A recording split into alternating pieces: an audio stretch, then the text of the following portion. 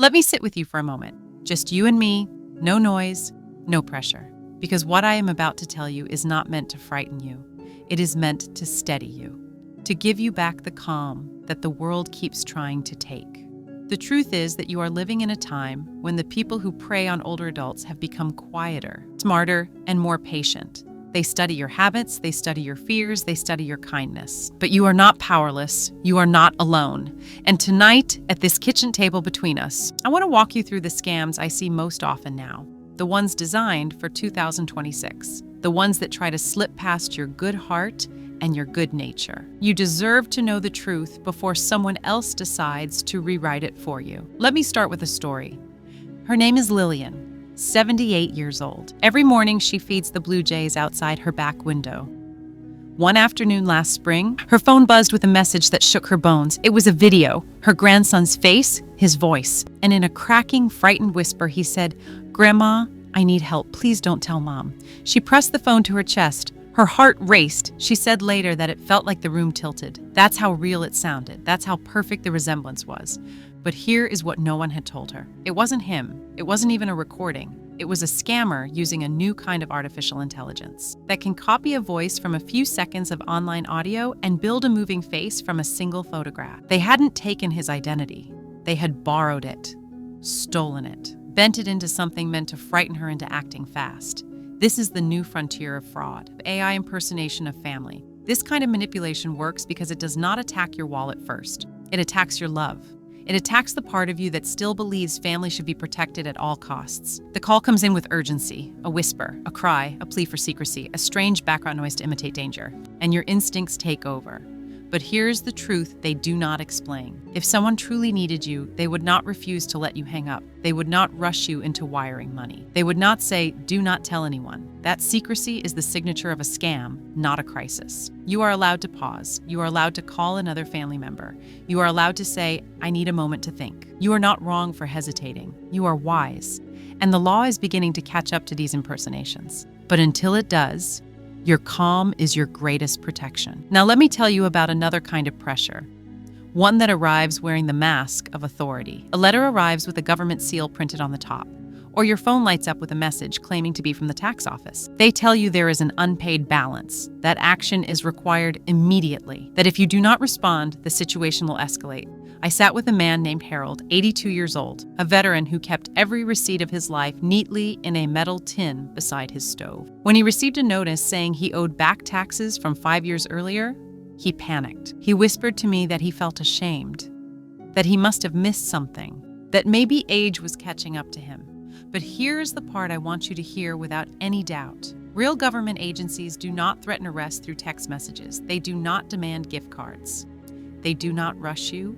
They do not shame you. A message that tries to corner you emotionally is not from the government. It is from someone hoping you are too respectful, too polite, too decent to question them. Let me tell you the truth. You are not forgetting anything. You did not miss some secret deadline. You are not falling behind. These scammers count on your sense of responsibility.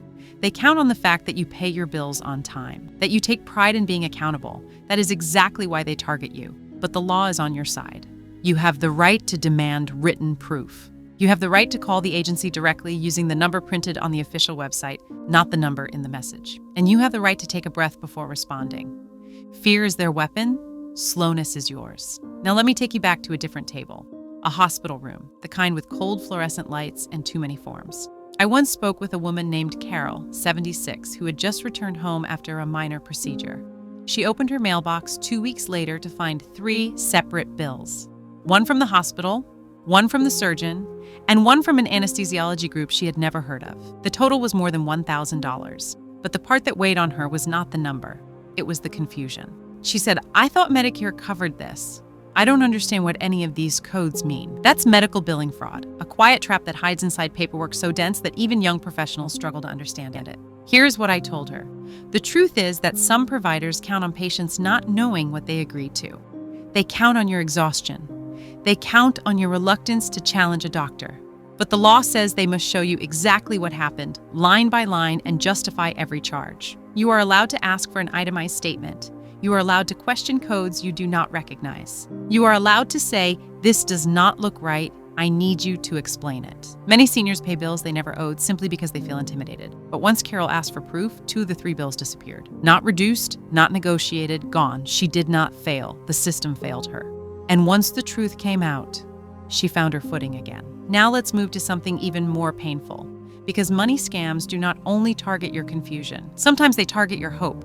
I'm talking about investment scams, cryptocurrency traps, pension fraud, the promises that whisper you can still grow your savings, that you can still build something for your family. I once spent an afternoon with a retired bus driver named Leonard, 74 years old. He had received a call from a man who spoke gently, professionally, respectfully. He promised that a small investment could provide a monthly return big enough to cover medication and groceries. Leonard told me the voice reminded him of his own grandson, soft but confident. So he invested, and he lost almost everything. The scam worked because it did not present itself as greed. It presented itself as relief, as stability, as a chance to breathe easier. Fraudsters in 2026 have built entire fake websites with real-time dashboards showing fake growth. They know how to make you feel safe. They know how to convince you to invest more once you have invested once. But here is what they do not say. Real investments do not promise smooth returns. Real financial professionals are licensed. And real opportunities do not require secrecy. You are allowed to ask for credentials. You are allowed to call your bank. You are allowed to say no. You are not foolish for wanting stability. You are human. And wanting a softer future does not justify someone else taking advantage of your trust. Which brings me to the most delicate scam of all, romance scams. I wish I could tell you these were rare. I wish I could say loneliness does not make people vulnerable. But I have sat with too many men and women who handed their hearts to someone who spoke kindly, consistently, and with patience. There was a woman named Teresa, 71. She met a man online who told her he enjoyed old movies and gardening. He asked about her late husband. He listened when she spoke about the quietness of her house at night. He made her feel seen again. But slowly the story shifted. He was traveling, he was stuck overseas, he had an emergency. He needed money. Not a lot at first, then more, then more. Her daughter found out after almost $5,000 had disappeared. Let me tell you the truth without judgment. Loneliness is not a flaw. Wanting companionship is not foolish. You are allowed to want connection. You are not wrong for wanting warmth. But genuine companionship does not ask for secrecy. It does not ask for your bank account. It does not require you to solve someone else's emergencies. Romance scams begin with affection because affection disarms. They begin with conversation because conversation builds trust. But the moment money enters the picture, the truth reveals itself. You deserve love, you deserve conversation, but you also deserve safety. And anyone who threatens that safety does not deserve access to your heart. Let's take a moment. Breathe with me. All of these scams have different faces, different stories, different openings, but underneath, they rely on the same things. Your kindness, your dignity, your desire to do right by the people you love. That is why I want to give you something practical before we finish. A checklist, not a list of chores, a list of permissions, because you are allowed to protect yourself. If someone calls you unexpectedly, you are allowed to hang up. If a message demands urgency, you are allowed to slow down. If a bill looks unfamiliar, you are allowed to question it.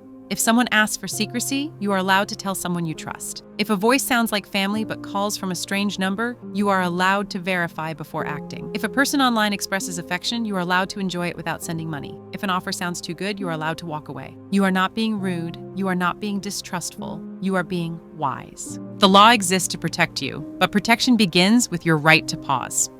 Let me leave you with this. You grew up in a world where people looked each other in the eye, where trust was earned slowly, where a man's word meant something.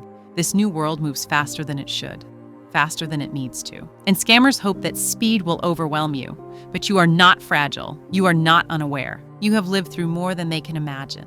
And the wisdom of your years is stronger than their tricks. If this helped you, share it with someone you love.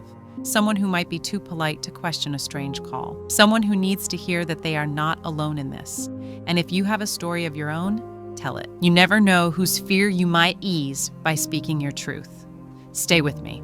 Your dignity is not negotiable. Your peace is not optional. And you do not walk through these challenges unprotected. I am here, and the law is on your side.